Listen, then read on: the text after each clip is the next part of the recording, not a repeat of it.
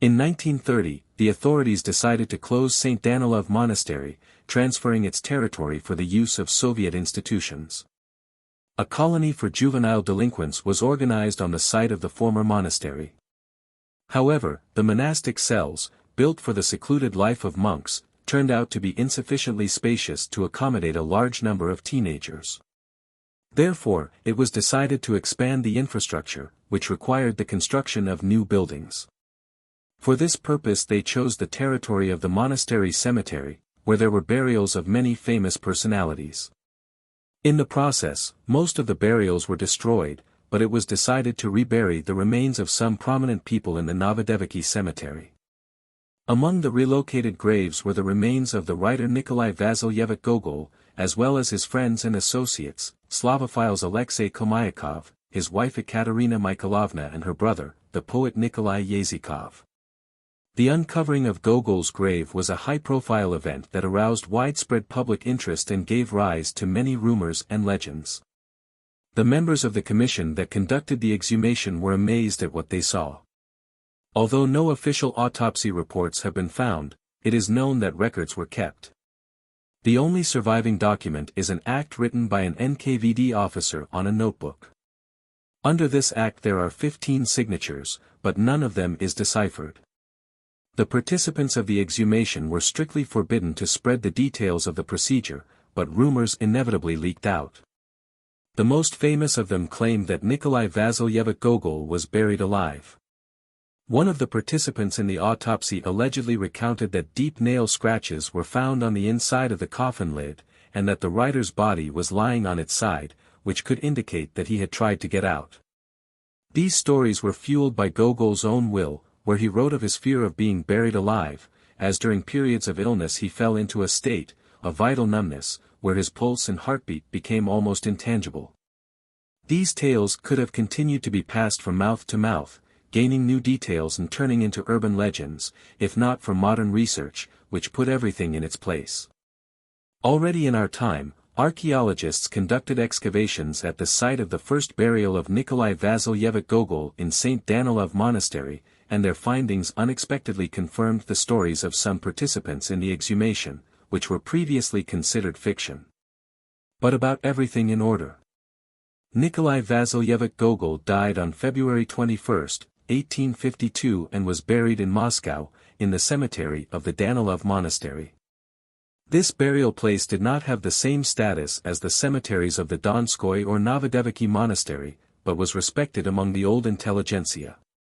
Many prominent representatives of the Slavophile movement found their last refuge here, which made this cemetery special for supporters of national traditions. After Gogol's death, a massive bronze Orthodox cross and a tombstone made of polished black granite were erected on his grave. The tombstone was engraved with a quote from the prophet Jeremiah, "I will laugh with my bitter word," which symbolically reflected the fate of the writer and his works.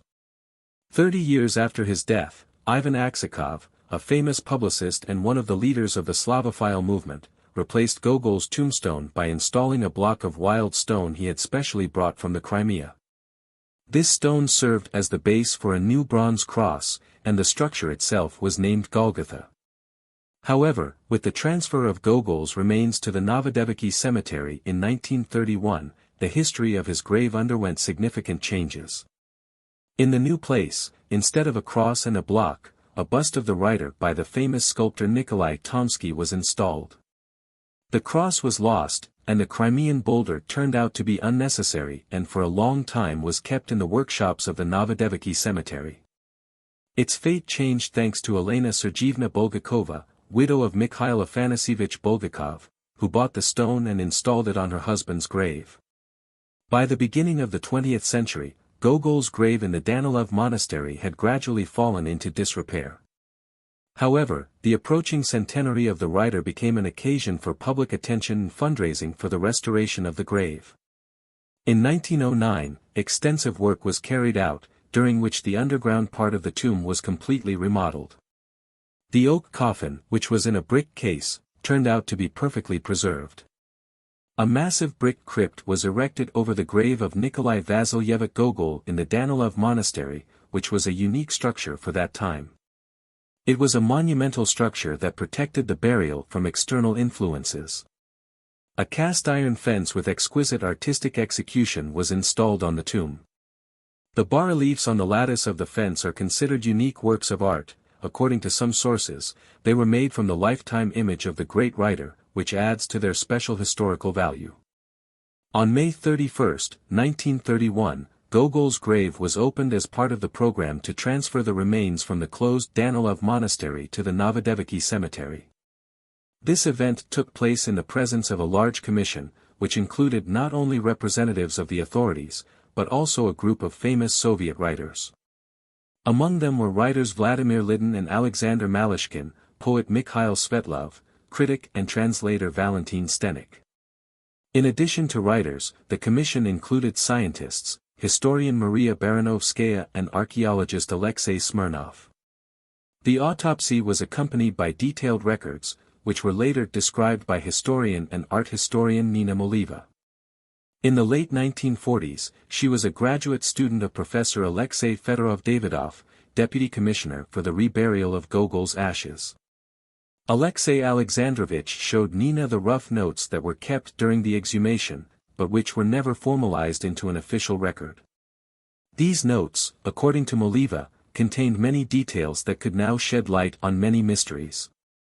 However, the main source of information about those events remains the written memoirs of Vladimir Lidin, a direct participant in the exhumation. Vladimir Lidin described the process of opening the tomb as complicated and labor-intensive. Gogol's burial place was much stronger and more secure than ordinary ones. Excavating it, the workers came across a brick vault, which turned out to be unusually strong.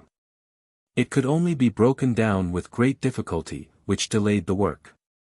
When the coffin was finally removed, the participants were struck by the condition of the remains. Lidin wrote that he was unable to take photographs because it was already dusk at that point.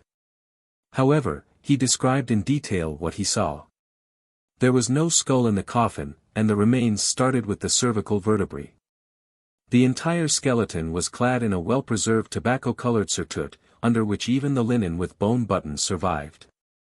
On the writer's feet were clogs, which were also preserved in surprisingly good condition.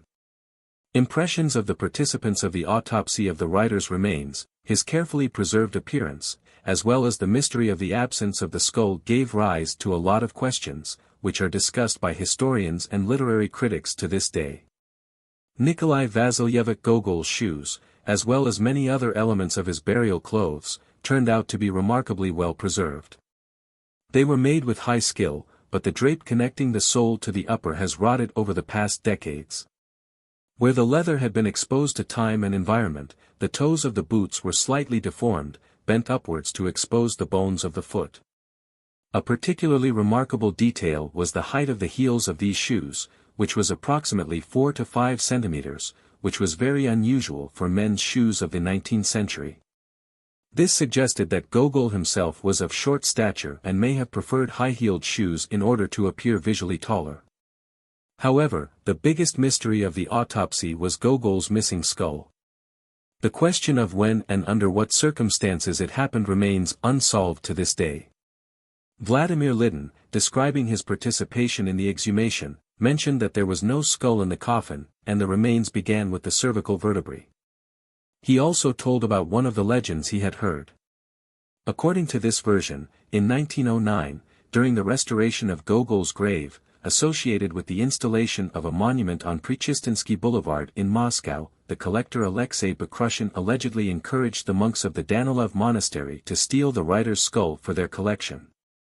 This story lends additional intrigue to the skull's disappearance, although no proof of its veracity has yet been found. Lidin noted that he does not know whether the Bakrushin Museum has such exhibits, but the legend itself he heard personally, although he does not remember from whom. The absence of the skull was confirmed by other participants in the exhumation, including archaeologist Alexei Smirnov and writer Vsevolod Ivanov. However, historian Maria Baranovskaya, an expert on the Moscow necropolis, argued otherwise. She insisted that the skull was in place, with light brown hair preserved on it, which looked quite incredible for the remains that had been in the ground for almost 80 years. Another version was put forward by the poet Sergei Solovyov, who said that the opening of the grave found neither the remains of the writer, nor the coffin itself. According to him, instead, a strange system of ventilation passages and tubes was discovered, which could have been arranged in case the buried person turned out to be alive. The facts of looting that accompanied the exhumation of Gogol's remains deserve separate attention. Vladimir Lidin wrote about it without much remorse, mentioning that he allowed himself to take a small piece of the writer's coat. These actions were probably not an isolated incident, as other participants also probably kept souvenirs from the burial site. The looting associated with the exhumation of Nikolai Vasilyevich Gogol's remains was one of the darkest episodes in the history of the reburial of the great writer. In his memoirs, Vladimir Lidin said that he gave a piece of cloth from the writer's coat to a skillful bookbinder, who later used it to create a case for the first edition of Dead Souls. This unique relic of the book, according to Lidin, is still in his library. However, this case is far from the only one connected with the disappearance of items from Gogol's coffin. Writer Yuri Alyokhin, who in the mid-1980s conducted his own investigation into the circumstances of Gogol's reburial, claimed that not only pieces of cloth, but also a rib, a tibia and one of the writer's boots had disappeared from the coffin. These facts were confirmed by the writer Vyacheslav Polonsky, who knew many of the participants of the exhumation. He wrote in his diary that one of the writers, Alexander Malishkin, cut off a piece of his coat, and another cut off a piece of the coffin, which was miraculously preserved. Moreover, Polonsky pointed out that someone present even stole Gogol's rib, simply slipping it into his pocket.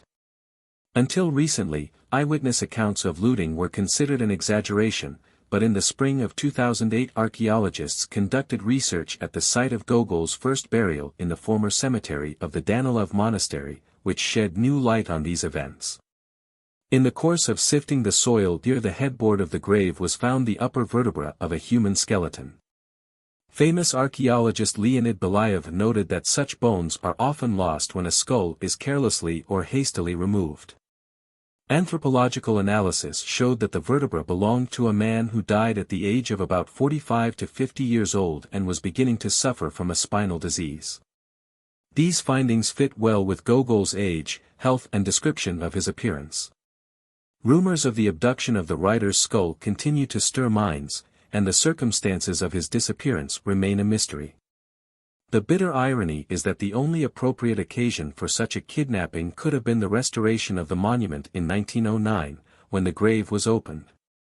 Many researchers suggest that the customer for the theft of the skull could have been merchant and patron of the arts Alexei Bakrushin, a collector of theater relics and creator of a private literary museum. However, this is unlikely to be established reliably.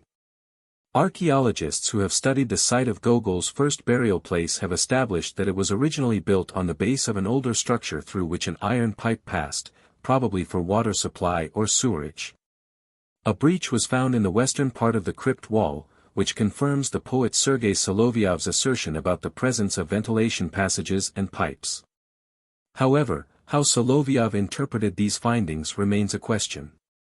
Perhaps it was indeed a ventilation system, intended in case the buried person turned out to be alive, but there is no documentary evidence of this either. By the 200th anniversary of Gogol's birth, which was celebrated in 2009, the writer's grave was returned to its original appearance. On the initiative of members of the organizing committee, a bronze cross on a black stone was installed at Novodevichy Cemetery, symbolically reviving the appearance of the memorial. I want to apologize in advance for any errors in the text or voiceover. I am still learning and the channel language is not my native language. The voiceovers are done by artificial intelligence, so if you notice any inaccuracies, please let me know so I can fix them and improve the quality of the content.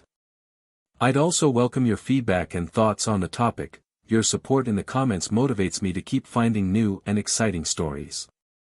Thank you for your understanding and participation. Don't forget to subscribe to the channel and click the bell so you don't miss new stories.